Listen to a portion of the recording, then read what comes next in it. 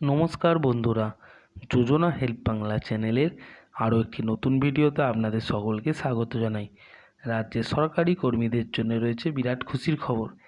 এক লাফে বেতন বৃদ্ধি হতে চলেছে প্রায় 19,200 টাকা পর্যন্ত। এই মর্মে নয়া বিজ্ঞপ্তি জারি করল অর্থ দপ্তর। তো কাদের ক্ষেত্রে বাড়তে চলেছে বেতন, বর্ধিত বেতনের সুবিধাই বা কবে থেকে মিলবে, আর এর জন্য কি নতুন কি আপডেট এসছে, এই সংক্রান্ত বিস্তারিত জেনে নিন আজকের এই ভিডিও থেকে। তাই ভিডিওটি স্কিপ না করে প্রথম থেকে শেষ পর্যন্ত দেখুন, আর চ্যানেল নতুন হলে অবশ্যই চ্যানেলটি সাবস্ক্রাইব করে নেবেন। পুজোর আগেই সুখবর, এক ধাক্কায় বেতন বাড়বে প্রায় 19,200 টাকা। মালামাল হবেন সরকারি কর্মীরা। তো কাদের ক্ষেত্রে বিজ্ঞপ্তি, চলুন এ সংক্রান্ত বিস্তারিত জেনে নিই।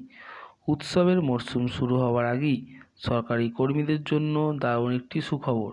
অক্টোবর মাসের শুরু থেকেই দুর্গাপূজার আনন্দ মেতে উঠবে সকলে। মহালয়া আর এক মাসও বাকি নেই। এরই মাঝে বড়সড় ঘোষণা করতে পারে কেন্দ্রীয় সরকার। সেপ্টেম্বর মাসের তৃতীয় সপ্তাহ নাগাদ ডিএ নিয়ে সুখবর মিলতে পারে বলে জানা যাচ্ছে।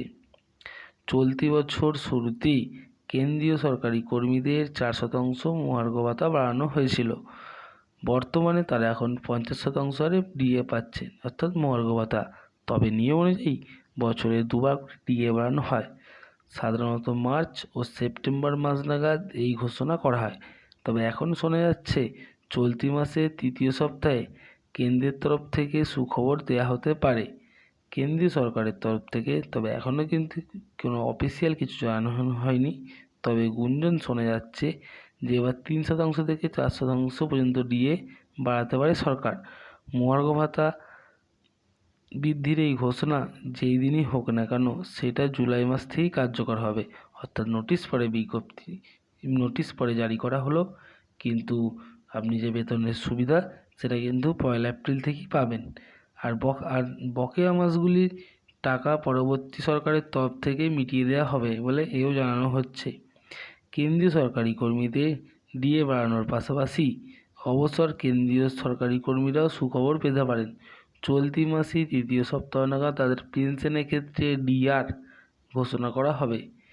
এবার প্রশ্ন উত্তর পারে যে ডিএ বাড়লে তাহলে কত টাকা অতিরিক্ত আসবে সরকারি কর্মীদের। তো চলুন এই সংক্রান্ত একটু বিস্তারিত জেনে নিই আজকের এই ভিডিও থেকে।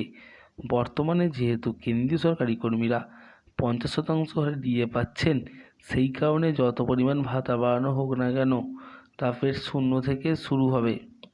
সেক্ষেত্রে গত কয়েকবারের মতো 4% ডিএ বাড়ানো হতে পারে বলে অনুমান করা যাচ্ছে। যদি কেন্দ্রের তরফ থেকে 4% ডিএ বাড়ানোর সিদ্ধান্ত নেওয়া হয়, তাহলে যে সকল সরকারি কর্মীদের মূল বেতন 18,000 টাকা, তারা 4% বেশি মানে মাসিক 720 টাকা করে বেশি পাবেন। আর এক বছর হিসেব করলে সেটি দাঁড়াবে 8,640 টাকা। আর যে সকল সরকারি কর্মীদের জন্য বেতন আরেকটু বেশি, অর্থাৎ তারা ডিএ বেশি পাবেন, যেমন যে সকল কর্মীর মূল বেতন 40,000 টাকা, তারা এবার থেকে প্রতি মাসে 1,600 টাকা করে পাবেন এবং বছরে সেটা গিয়ে দাঁড়াবে 19,200 টাকা। তো বন্ধুরা, এই ছিল সরকারি কর্মীদের ডিএ বৃদ্ধি সংক্রান্ত আপডেট। যদি ভিডিওটি ভালো লাগে অবশ্যই চ্যানেলটি সাবস্ক্রাইব করে নেবেন এবং পাশে থাকবেন। ধন্যবাদ।